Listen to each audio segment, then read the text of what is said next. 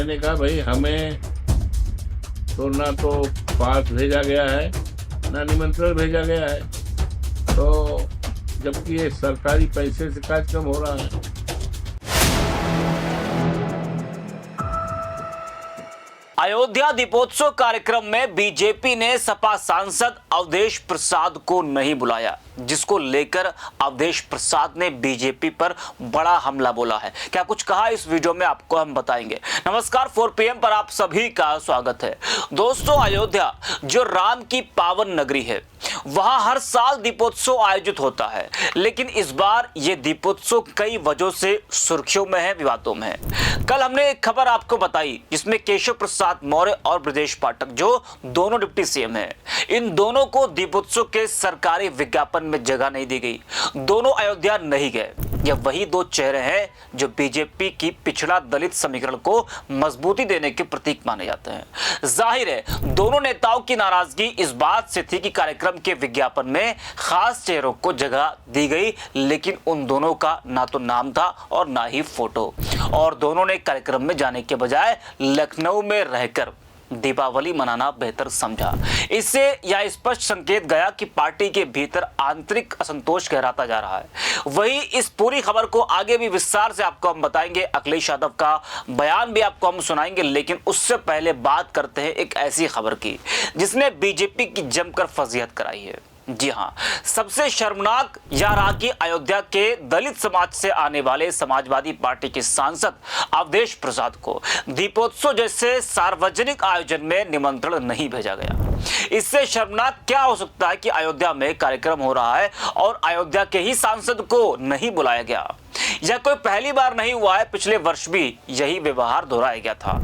जब यह कार्यक्रम सरकार के पैसों से चल रहा है, यानी जनता के टैक्स से चलाया जा रहा है, तो इसमें किसी निर्वाचित सांसद को सिर्फ इसलिए बाहर रखना है कि वो विरोधी पार्टी से है, या न सिर्फ लोकतंत्र का अपमान है बल्कि संविधान की आत्मा के खिलाफ भी है।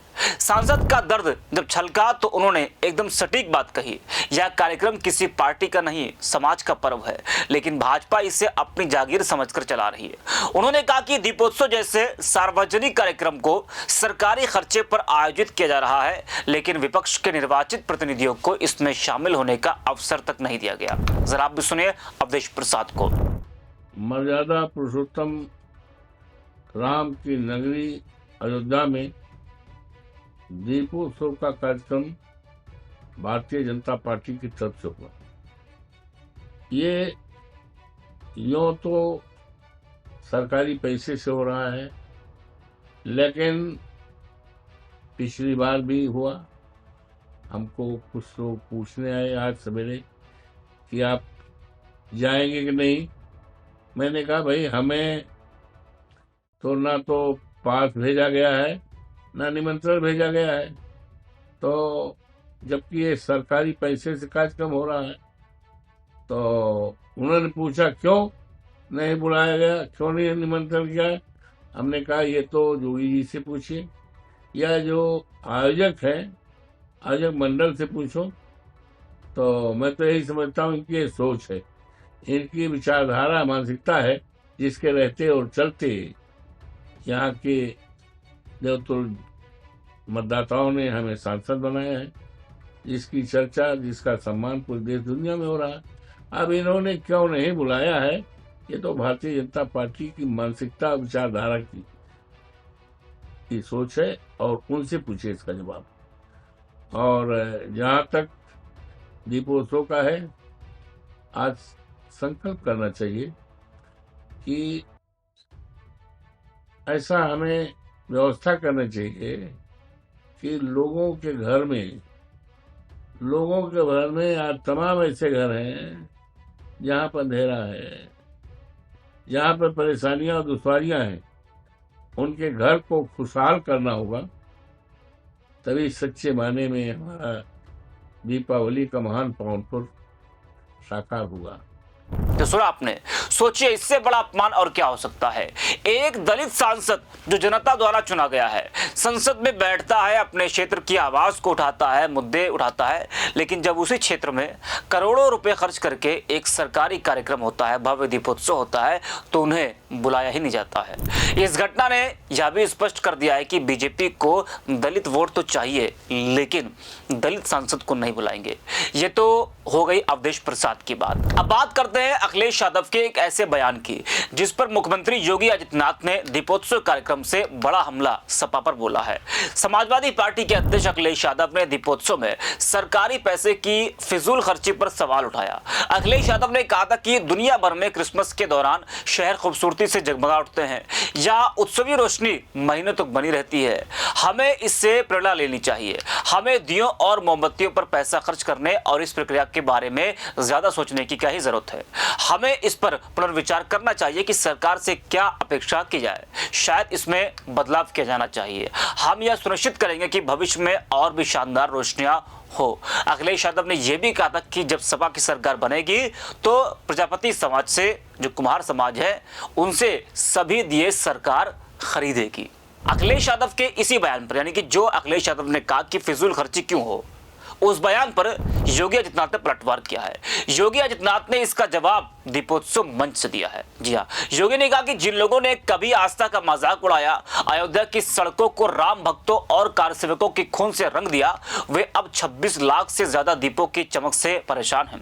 सीएम योगी ने कहा कि स्थानीय प्रजापति और कुम्हार समुदायों द्वारा बनाए गए ये दीपक न केवल भक्ति के प्रतीक है, बल्कि आजीविका के अवसर भी प्रदान करते हैं, जिसे रामद्वेषी स्वीकार नहीं कर पा रहे हैं। उनका इशारा अखिलेश यादव के बयान पर और सपा पर था। जरा आप भी सुनिए योगी आदित्यनाथ को।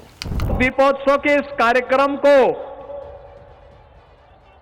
उत्तर प्रदेश की पहचान बनाने के लिए, उत्तर प्रदेश के नौजवानों के सामने, उत्तर प्रदेश के नागरिकों के सामने पहचान का संकट न खड़ा हो और कोई भी उनकी आस्था के साथ खिलवाड़ करने का दुस्साहस न कर सके। इसीलिए उत्तर प्रदेश में डबल इंजन की सरकार बनने के बाद से हम लोगों ने लगातार उस प्रकार के प्रयास प्रारंभ किए हैं। बहनों और भाइयों, जो लोग आपकी आस्था का अपमान करते थे, जिन लोगों ने अयोध्या की गलियों को राम भक्तों और कारसेवकों के शरीर को छलनी करके लहूलुहान किया था, आज उनको अयोध्या की दीपोत्सव का कार्यक्रम भी अच्छा नहीं लग रहा है।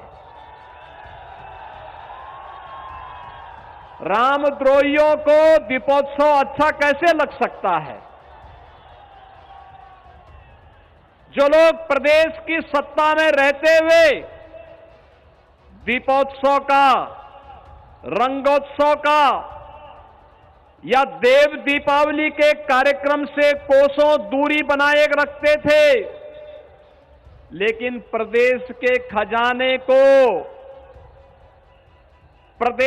खजाने को सफाई महोत्सव और कब्रिस्तान की बाउंड्री के नाम पे खर्च करते थे, आज उनको ये 26,17,000 से अधिक जो दीप अयोध्या धाम में आज प्रज्वलित हुए हैं, अयोध्या के ही प्रजापति और कुम्हार जाति के जुड़े हुए लोगों के परिश्रम के प्रतिफल के फलस्वरूप ये दीप बने हैं। ये लोग नहीं चाहते थे कि इन लोगों को एक काम मिले और इसीलिए विरोध कर रहे हैं। प्रदेश का खजाना लुटाने वाले अपने जन्मदिन पर बर्किंघम की बग्गी पर सवारी करके प्रदेश की जनता को गुलामी की मानसिकता में धकेलने वाले लोग आज उत्तर प्रदेश की जनता को फिर से विकास से दूर जातीय विद्वेष की इस आगोश में फिर से ले जाना चाहते हैं। तो सुना आपने किस तरह से बवाल मचा हुआ है अखिलेश यादव के बयान पर, वो भी आपने देखा और आपको हमने बताया जिस तरीके से अवधेश प्रसाद को नहीं बुलाया गया, उसको लेकर अवधेश प्रसाद का भी दर्द छलका है। तो इस वीडियो में इतना ही। आप देखते रहिए 4 PM।